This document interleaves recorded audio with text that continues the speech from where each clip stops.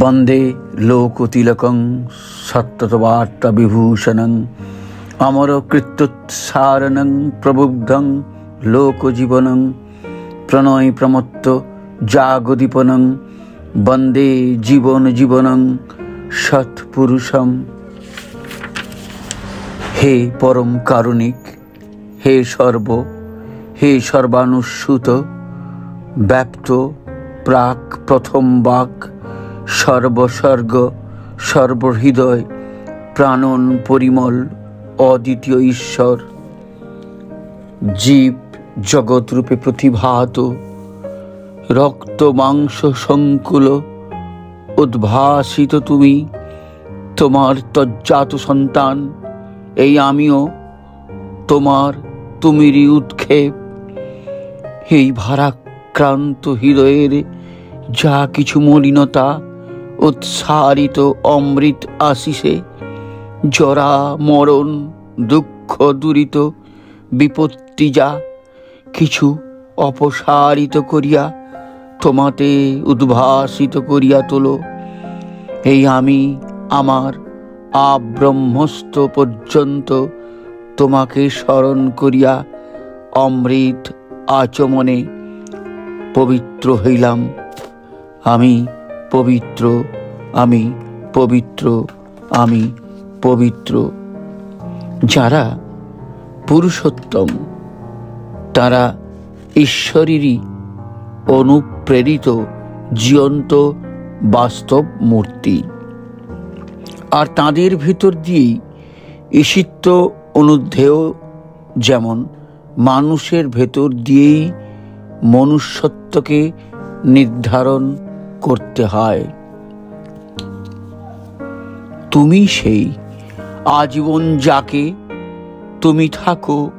তুমি থাকো বলে প্রতিটি ব্যষ্টি সহ সমষ্টি জানে না, তবুও বলে নানা ছাঁদে তুমি চিরদিন থাকো, আমাতে থাকো, থাকো বলে চিৎকার পেড়ে চলেছে।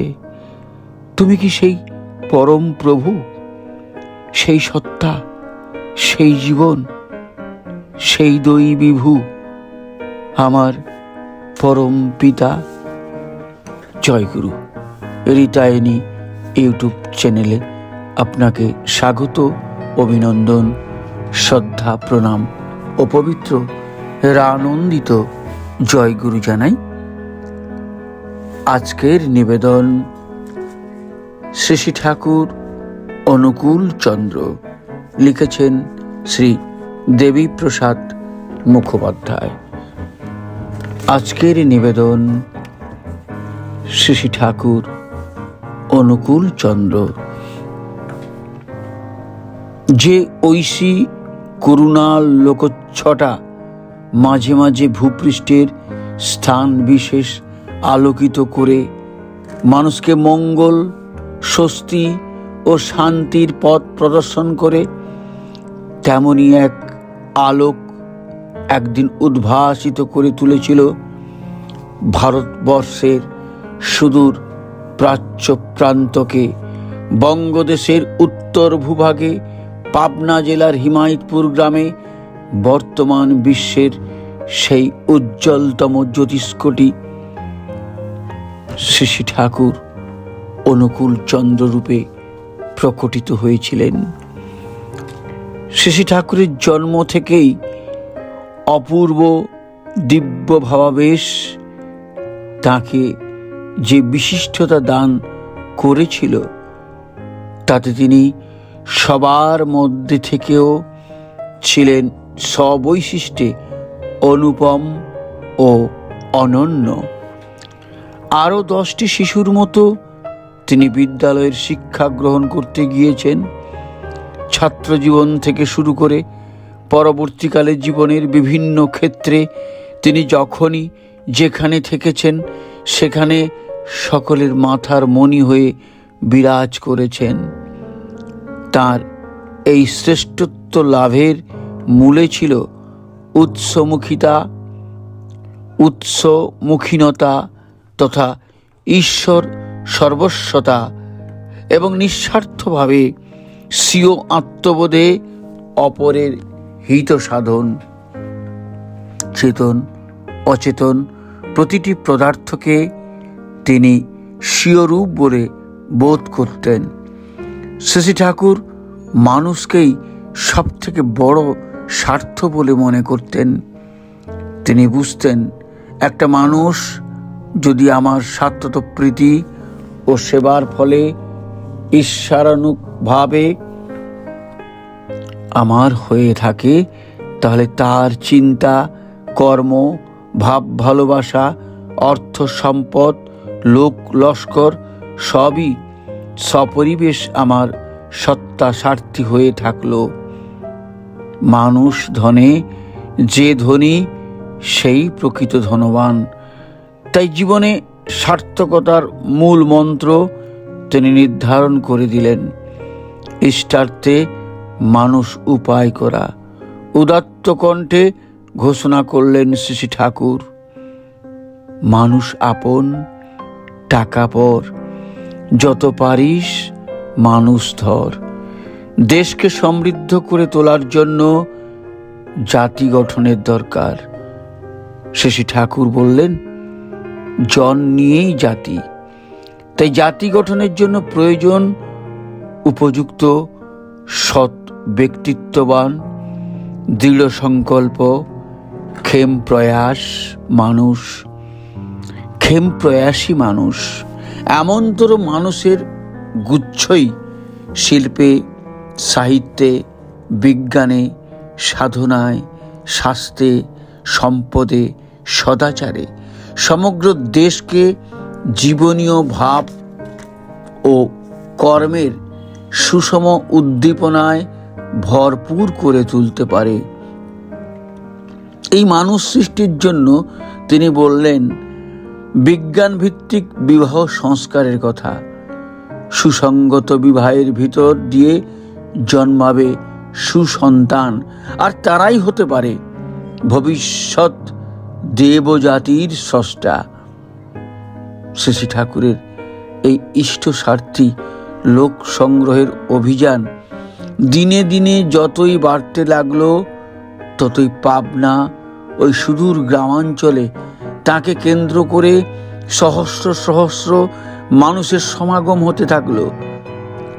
এলেন সাধক, এলেন মুমুক্ষু, এলেন বিজ্ঞানী, এলেন অর্থার্থী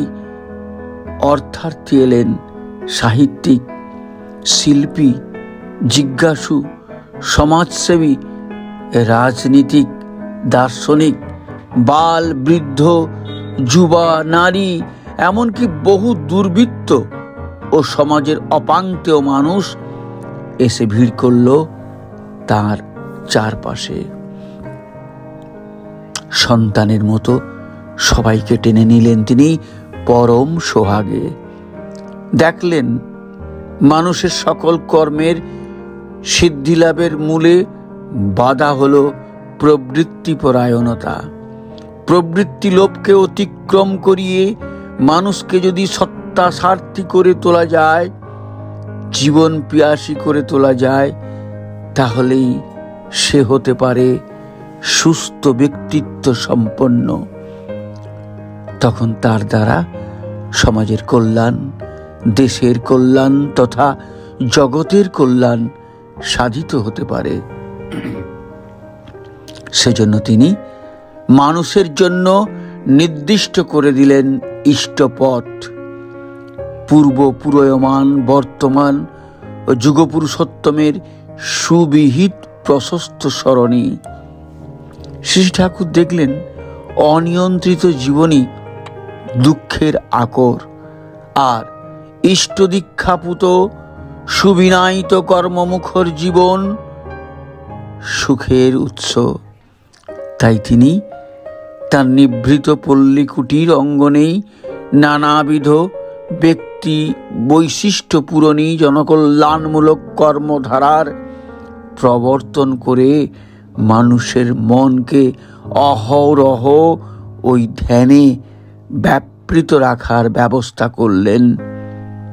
সাথে চলতে লাগলো তীব্র সম্বেগী সাধন ভজনের নিরবচ্ছিন্ন ধারা। ওই কর্মাবলীর মধ্যে বিশেষ উল্লেখযোগ্য ইষ্টানুরাগমূলক আদর্শ শিক্ষা প্রণালীর পুনঃপ্রতিষ্ঠাকল্পে সৎসঙ্গ তপবন বিদ্যালয়, বিজ্ঞানের সূক্ষ্মাতি সূক্ষ্ম বিষয়ের গবেষণার ভিতর দিয়ে নব নব উদ্ভাবনের দ্বারা বিশ্বের কল্যাণ সাধনের মহতি প্রচেষ্টার উদ্দেশ্যে সৎসঙ্গ বিশ্ববিজ্ঞান কেন্দ্র, উচ্চশিক্ষা বিতরণের জন্য Monomohini institute of science and technology নামে মহাবিদ্যালয়,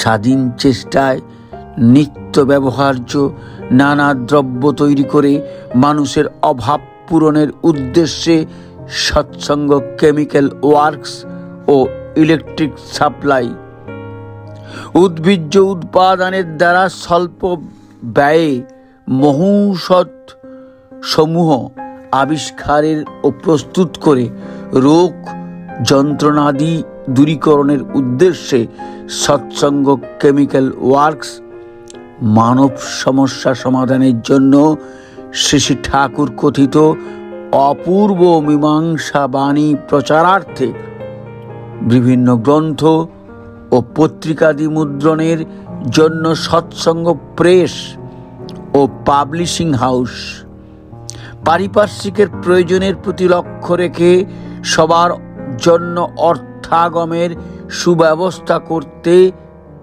সৎসঙ্গ কুটির শিল্প বিভাগ, গ্রাম্য কৃষক ও শিল্পীদিগকে ব্যবসার জন্য প্রয়োজনীয় মূলধন দ্বারা সাহায্য করার উদ্দেশ্যে সৎসঙ্গ ব্যাংক, বিভিন্ন স্থানে রাস্তাঘাট ও জল সমস্যাদির সমাধান দ্বারা মানুষের সুখ ও সমৃদ্ধি বর্ধন করার উদ্দেশ্যে সৎসঙ্গ পূর্ত কার্য বিভাগ, জাতির জননী নারীকে শিক্ষা দীক্ষা চরিত্র ও ব্যবহারে আদর্শ স্থানীয় করে গড়ে তোলার উদ্দেশ্যে সৎসঙ্গ মাতৃসঙ্গ, মানুষকে নিরোগ সুস্থ ও সুদীর্ঘজীবী করার জন্য চিকিৎসা সেবা উপদেশ ও যথাযোগ্য সাহায্য প্রদানে সৎসঙ্গ স্বাস্থ্য বিভাগ, আদর্শ কলাবিদ্যার সুষ্ঠু অনুশীলন ও পুনরুজ্জীবনের উদ্দেশ্যে সৎসঙ্গ কলা কেন্দ্র, সাধারণ ভোজনাগার সৎসঙ্গ আনন্দবাজার। শ্রী ঠাকুরের জনমঙ্গলকর ভাবরাজি ও কর্মপদ্ধতি সর্বত্র প্রচারের গুরুদায়িত্বপূর্ণ কাজ ব্যাপকভাবে শৃঙ্খলার সাথে চালাবার জন্য সৎসঙ্গ ফিলান্থ্রপি, এই সমস্ত বিভাগেই সহস্র সহস্র মানুষ দিবারাত্র অকুণ্ঠ পরিশ্রম করতেন। শুধু হিন্দু নয়, শ্রী ঠাকুরের পূর্বাপূরণী বিশ্বকল্যাণী অমীয় ভাবধারায় আকৃষ্ট হয়ে বহু মুসলমান, খ্রিস্টান, পার্সি, জৈন, বৌদ্ধ স্ব ধর্মাদর্শের পরিপূরণী প্রেরণা লাভে প্রবুদ্ধ হয়ে সমবেত হয়েছিলেন সৎসঙ্গ আশ্রম প্রাঙ্গণে। সবটা নিয়ে শ্রী ঠাকুর পল্লী সংগঠনের এক আদর্শ নমুনা সৃষ্টি করেছিলেন সেই নীরব নিভৃত পল্লীতে। ইতিমধ্যে ভারতের ভাগ্যাকাশে দেখা গেল দুর্যোগের ঘনঘটা। যাত্রী ও নেতৃবৃন্দের ব্যবস্থায় ভারত বিভাগ আসন্ন হয়ে উঠল। তদানীন্তন বহু নেতার সঙ্গে শ্রী ঠাকুরের বিষয়ে আলোচনা করলেন।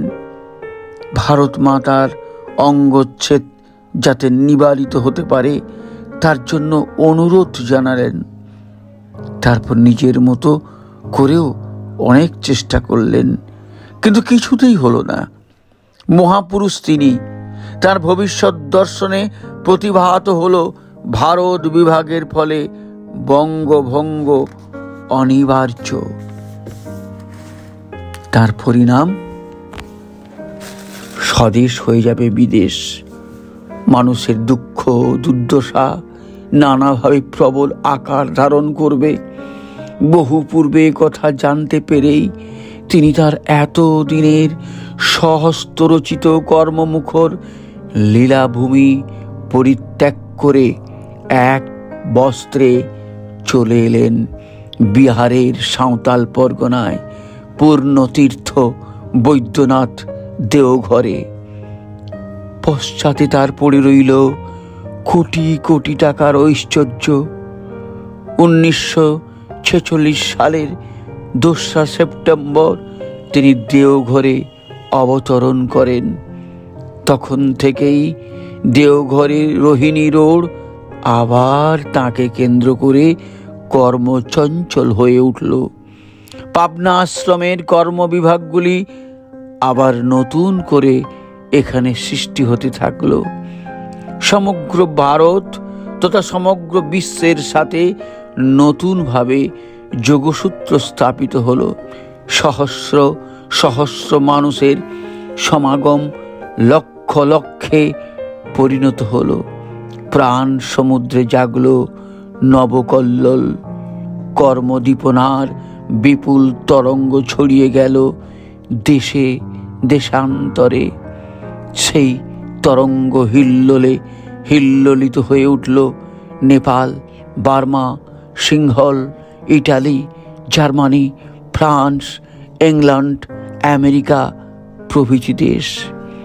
শ্রী ঠাকুরের সন্নিধানে যিনি এলেন তিনি বোধ করলেন তার জীবনে এই মানুষটির প্রয়োজন অপরিহার্য ছিল। শ্রী ঠাকুরের আলোক লব্ধ প্রেমের স্পর্শে প্রত্যেকেই মনে করত শ্রী ঠাকুর তাকেই সবচাইতে বেশি ভালোবাসেন।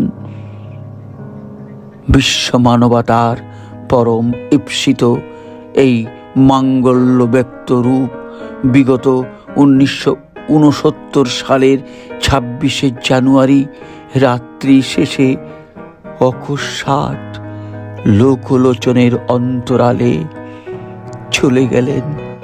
আমাদের জন্য রেখে গেলেন তিনি তাঁর পাবক প্রতিম অনন্ত ইচ্ছা রাশি, যেগুলি রূপায়িত করার দায়িত্ব প্রতিটি দেশের প্রতিটি মানুষের।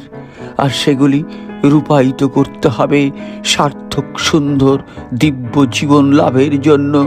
সবার স্বার্থে নিজেকে স্বার্থান্বিত করে অটুট সংহত শান্তি লাভের জন্য, শান্তির অমীয় স্রোতধারায় নিজে সিক্ত হয়ে অপরকেও নন্দিত অভ্যন্দিত করার জন্য। আজ আমাদের প্রার্থনা তার রাতুল চরণ যুগলে দয়াল আমাদের এই ভক্তি উপরহিত অর্ঘ্য গ্রহণ করে তৃপ্ত হও তুমি। আশীর্বাদ করো আমাদের, আমরা যেন তোমারই চরণে মাথা রেখে আমাদের প্রতিটি পদক্ষেপ ন্যস্ত করতে পারি। বিশ্বপিতা তুমি, জগৎ পিতা তুমি, তুমি ক্ষেমবিধাতা। আমরা তোমার পূজার জন্য, তোমার সেবার জন্য, তোমার প্রতিষ্ঠার জন্য যা কিছু করি তা গঙ্গা জলে গঙ্গা পূজা মাত্র। কারণ এই বিশ্বে এমন কিছুই নেই যার অধীশ্বর তুমি নও। এই আকাশ, বাতাস, জল, মাটি, ফল, ফুল, স্নেহ, মায়া, মমতা, ভালোবাসা সবই তোমার সৃষ্টি। হে ঠাকুর, কৃপা করে এগুলো তুমি আমাদের ভোগ করতে অধিকার দিয়েছ। তাই তো আমরা তা ভোগ করতে পারছি। আবার যেদিন তোমারই বিধানে এগুলি ভোগের অধিকার আমাদের শেষ হয়ে যাবে, সেদিন আবার ফিরে যাব তোমারই স্নেহময় ক্রোড়ে। তুমি এবং তোমার বিধান ছাড়া এই জগৎ ব্রহ্মাণ্ডে তো আর কিছুই নেই। ভালো করলে ভালো ফল হয়, তা তোমারই বিধান। আবার মন্দ করলে খারাপ ফল হয়, দুঃখ ভোগ হয়, তাও তোমারই বিধানের অন্তর্গত। প্রভু মঙ্গলময়, তুমি এবার এসেছিলে ধরার মানুষকে ত্রাণ করতে, প্রবৃত্তি বন্ধন থেকে সবাইকে মুক্ত করতে। তার জন্য সুদীর্ঘ 81 বৎসর ধরে তুমি জাগিয়ে রেখেছিলে অনির্বাণ দীপশিখা। নানা কথায়, নানা আচরণে তুমি দিয়ে গেছো জগতের অসংখ্য সমস্যার সমাধানী নির্দেশ। ঢল ঢল অঙ্গের লাবণীতে মোহিত করেছ প্রতিটি মানুষকে, প্রেমের অমোঘ জাদুমন্ত্রে বশীভূত করেছ প্রতিটি প্রাণ। তোমার বিরাট চৌম্বক ব্যক্তিত্বের সান্নিধ্যে যে একবার এসেছে, সে অভিভূত না হয়ে পারেনি।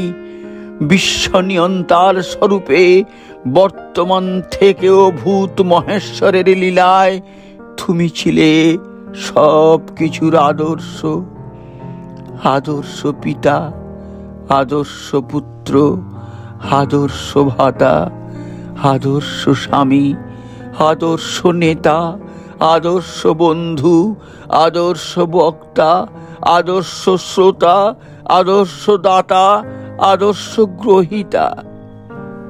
তোমার তুলনা নেই, তোমার পরিমাপও নেই। চিন্তার সীমা যত দূর যায় তারও পারে তুমি। বিজ্ঞান আজ যন্ত্রের সাহায্যে যতটুকু দেখতে পেয়েছে, তারও ওপারে তোমার দর্শন। সাধন পথের যে চরমতম স্তরের কথা আজ পর্যন্ত পৃথিবীতে অভিব্যক্ত হয়েছে, তুমি কারণ পুরুষ তাকেও অতিক্রম করে দিয়েছ মহাবিস্ময়কর গুড়াতিগুড়ো রহস্যের সন্ধান। হে অব্যক্ত, হে অনির্বচনীয়, হে সৎ সৎ অতীত, যুগোপযোগী মর্তলীলা সমাপন করে তুমি সধামে মহাপ্রয়াণ করেছ। নশ্বর ভৌতিক দেহ তুমি ত্যাগ করলে বটে, কিন্তু তোমার ইতি নেই।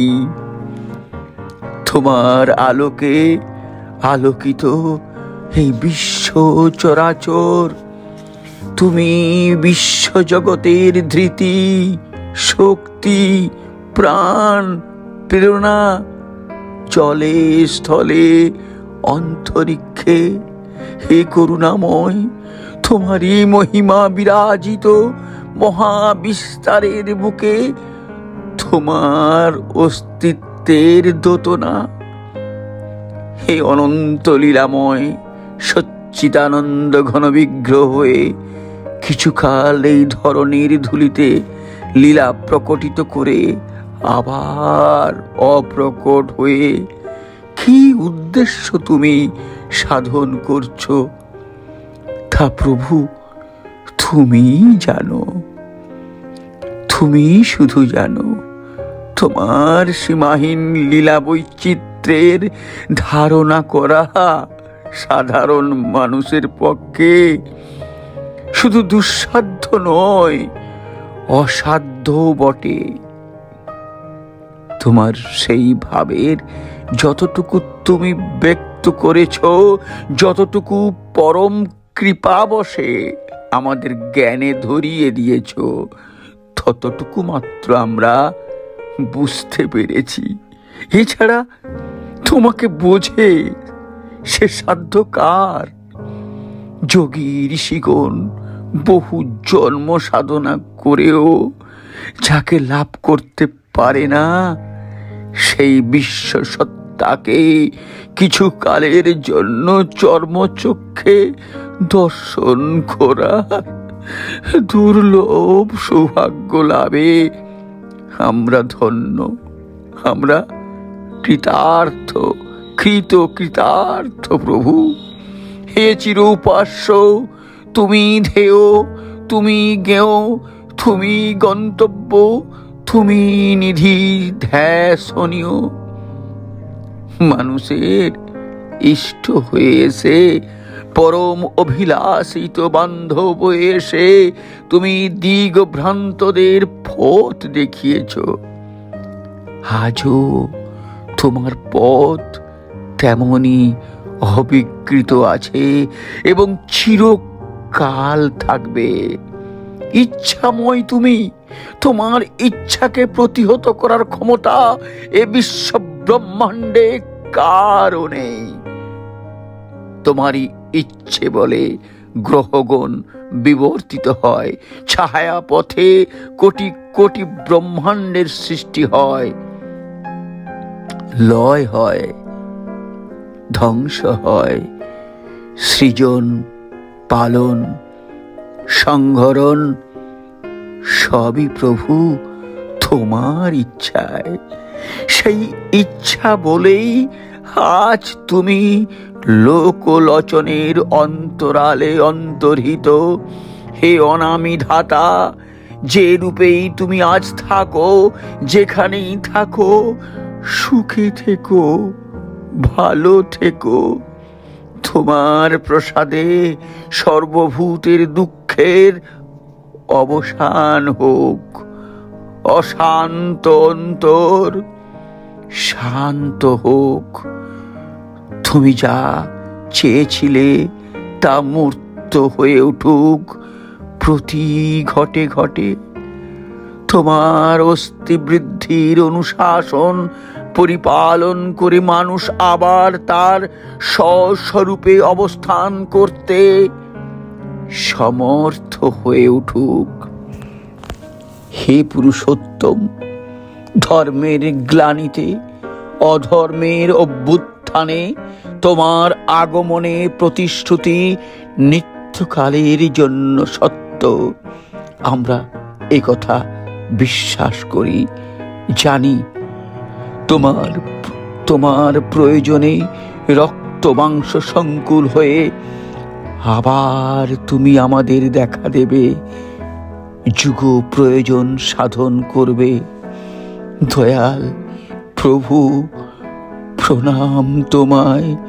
হে প্রভু, হে দয়াময় দীননাথ, তোমায় প্রণাম, তোমায় প্রণাম।